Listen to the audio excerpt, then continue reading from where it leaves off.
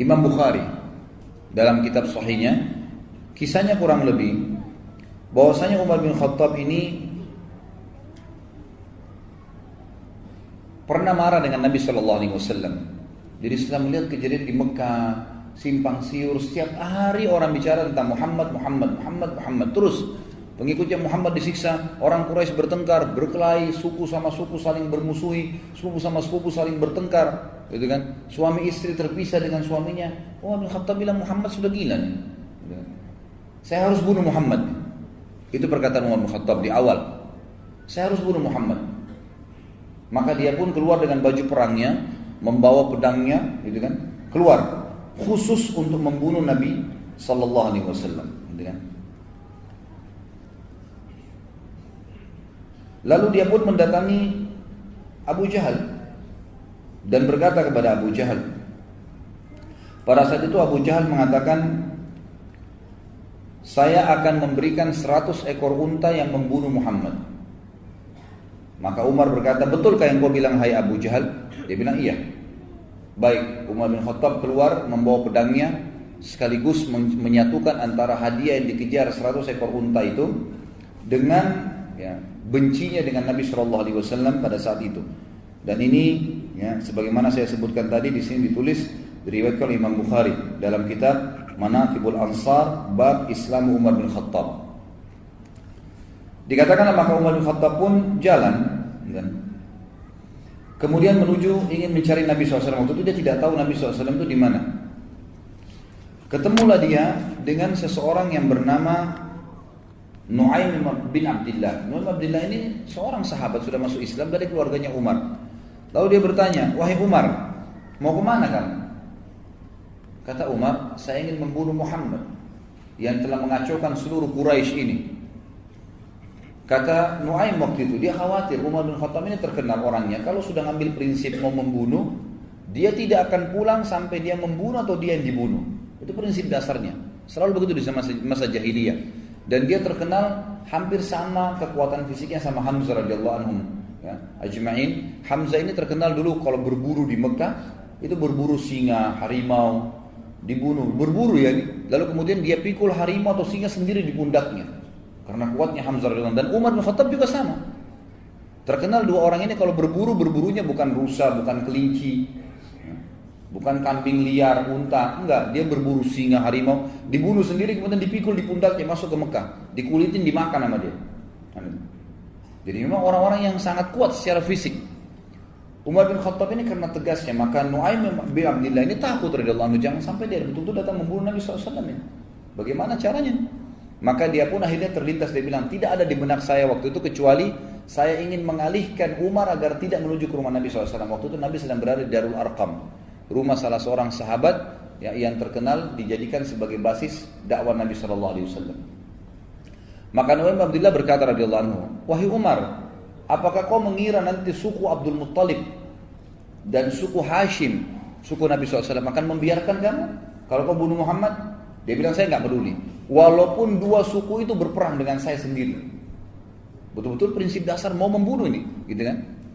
Lalu kata Nu'aim bin Abdullah, tidak terdapat di mana saya pada saat itu kecuali satu hal. Saya bilang, kenapa kamu sibuk mengurus Muhammad, Umar? Sementara adikmu sendiri, Fatimah bin Khattab, ini adik kandungnya Umar bin Khattab perempuan, dengan suaminya adik iparmu Sa'id bin Zaid. Sa'id bin Zaid ini adalah salah satu dari 10 yang masuk surga nantinya, gitu kan? Itu adik iparnya Umar bin Khattab. Jadi Umar sama adik iparnya dua-dua dapat jaminan surga dari 10 sahabatnya masuk surga. Sa'id bin Zaid ini. Mereka sudah masuk ikut agamanya Muhammad. Bagaimana bisa kau sibuk dengan Muhammad sementara keluargamu sendiri belum kamu urus? Maka Umar marah mengatakan, apakah benar Fatimah adikku sudah sabah, ya, artinya sudah keluar meninggalkan agama Tuhannya? Kata Nu'aim, iya benar, silakan kau pastikan sendiri. Maka Umar bin Khattab waktu itu tidak tahu di mana Nabi SAW berada dan dia tahu rumah adiknya, dia menuju ke rumah adiknya. Jalan dari ke rumah adiknya. Tiba di rumah adiknya, ternyata adiknya Fatimah binti Khattab dan suaminya Sa'id bin Zaid sedang belajar Al-Quran dari seorang sahabat tadinya bekas budak yang dibebaskan oleh Abu Bakar, namanya Khabbab bin Arad. Khabbab bin Arad adalah guru Al-Quran, dia ajar mengaji lagi dengan ayat. Begitu mereka dengar suara langkah Umar bin Khattab, dalam beberapa athar dikatakan Umar ini saking badannya besar, kalau dia melangkah suara kakinya terdengar. Maka didengar oleh Fatimah dan mereka tahu itu adalah angka Umar. Dengan suaranya juga dikenal dari Umar. Maka mereka pun menyembunyikan Khabbab bin Arad di kamar, kemudian menyembunyikan beberapa lembaran Al-Quran yang waktu itu masih tertulis di kulit-kulit unta. Lalu Umar mengetuk pintu tidak dibukakan, lalu dia mendobrak pintu dan rubuh pintu itu.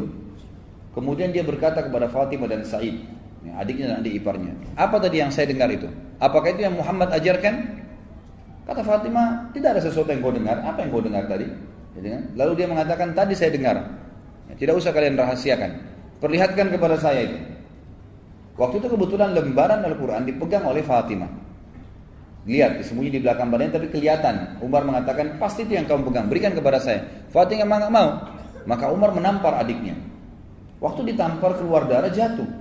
Suaminya Said bin Zaid berusaha mendekat, gitu kan? Waktu mendekat dipukul juga sama Umar. Jatuh dua-duanya. Waktu jatuh Umar sudah tinggal mengambil kertas saja, tapi Allah kulit itu saja. Tapi Allah SWT memudahkan waktu itu hatinya Umar terbuka. Dia lihat adiknya jatuh berdarah, belum pernah dia mukul adik kandungnya sendiri. Maka dia pun mengatakan, kenapa kau selalu terlalu ngotot mempertahankan ini? Kata adiknya, jangan kau pegang hai Umar. Karena kau najis, nggak mungkin kamu bisa memegang ini. Kau masih dalam keadaan kafir. Kalau kau mau memegangnya maka mandilah dulu. Umar pun akhirnya masuk ke dalam rumah, minta pamit mandi. Setelah mandi dia keluar, dikasihlah lembaran tersebut. Kebetulan waktu itu beberapa ayat di dalam kertas, di dalam kulit itu dari surah Thaha. Surah Thaha. Lalu Umar pun duduk kemudian membaca. Mulailah membaca. Ya, Thaha ma anzalna ilaikal qur'ana litashqa illa tadhkiratan liman yakhsha. Terus dia baca. Thaha, ya, kami tidak turunkan Al-Quran ini kepadamu untuk kamu sedih hai Muhammad, kecuali hanya peringatan bagi orang-orang yang mau tunduk kepada Allah pencipta langit dan bumi ini. Terus dia baca ayat demi ayat. Gak lama kemudian Umar bin Khattab seperti orang yang lunak. Kita bisa lihat kalau orang lagi tubuhnya dalam keadaan sombong, yang dia kuatkan, dia tegarkan, dengan orang yang lagi lunak, gitu kan, beda. Maka melihat waktu itu Sa'id bin Zaid melihat Umar bin Khattab agak melunak. Lalu dia waktu itu juga waktu Umar membaca, rupanya suaranya agak keras dan ini dalam bahasa Arab, dia ngerti. Umar itu bisa membaca, ya. Maka dia membaca pun, maka dari dalam kamar waktu Umar membaca ayat tersebut dan bacaannya benar, karena itu bacaan dalam bahasa Arab, dia tahu. Maka Khabbab bin Arad, guru mengaji tadi dari sahabat Nabi yang bekas budak yang dibebaskan oleh Abu Bakar radhiyallahu anhu ini, keluar. Lalu melihat keadaan tersebut, Umar bin Khattab berkata, "Di mana Muhammad?" Khabbab bin Arad radhiyallahu anhu tahu bahwasanya Umar ini sudah lunak nih. Dia mengatakan, "Wahai Umar, kalau kau mau saya yang tunjukkan." Maka Khabbab bin Arad pun memegang tangan Umar lalu sama-sama menuju ke Darul Arqam. Tiba di Darul Arqam, ikhwan dan akhwat sekalian, dari kejauhan, bukan Darul Arqam ini 2 lantai. Lantai kedua ada seorang sahabat yang memang ditugaskan oleh Nabi SAW untuk memantau. Kalau ada orang-orang Quraisy yang datang atau mengetahui kegiatan mereka, maka mereka bubar gitu. Begitu dia lihat dari jauh, ternyata ada Khabbab bin Arad datang, lagi berada di sebelahnya Umar bin Khattab. Dan Khabbab bin Arad ini memegang tangan Umar, tapi dari kejauhan kesannya seperti Umar yang memegang dia, karena besarnya tangan Umar, gitu kan. Maka yang sahabat di lantai 2 rumah ini mengira Umar bin Khattab menawan Khabbab bin Arad, gitu kan, dan dia datang untuk membunuh Nabi SAW. Maka berteriak dari atas sahabat ini, Umar bin Khattab, si kafir datang. Maka semua orang heboh di rumah Darul Arqam. Umar bin Khattab yang datang, lebih baik orang-orang Quraisy 10-20 orang daripada Umar yang datang, gitu kan. Bagi mereka luar biasa kalau Umar datang, ini berbahaya sekali, gitu kan. Nanti kita lihat setelah masuk Islam bagaimana dia lawan orang-orang Quraisy juga sendirian. Maka dia pun datang ke dekat pintu. Pada saat masuk dekat pintu, maka semua sahabat waktu itu hirup-hirup dalam rumah. Hamzah radhiyallahu anhu waktu itu sudah masuk Islam sebelumnya dan duduk lalu berkata, biarkan dia masuk. Kalau dia niat buruk, saya akan menghadapinya. Maka Nabi SAW mengatakan, masukkan Hamzah ke dalam kamar. Hamzah disuruh sembunyikan. Ini bukan perkelahian. Nabi SAW sudah tahu. Dimasukkan ke dalam ruangan, lalu kata Nabi SAW, bukakan buat dia. Begitu dia masuk, begitu dibukakan pintu, Umar bin Khattab lihat Nabi SAW, tundukkan pandangannya. Lalu Nabi SAW memegang pundaknya, bajunya dengan keras dan menyentaknya sambil mengatakan, wahai Ibnu Khattab, apakah kau menunggu azabnya Allah turun padamu baru kau beriman? Maka Umar diam. Nabi SAW sentak kedua kali, wahai Ibnu Khattab, apakah kau menunggu azabnya Allah turun kepadamu baru kau mau beriman? Sampai 3 kali lalu Umar bin Khattab jatuh berlutut di tanah lalu mengatakan, saya beriman kepadamu ya Rasulullah. Lalu dia syahadat.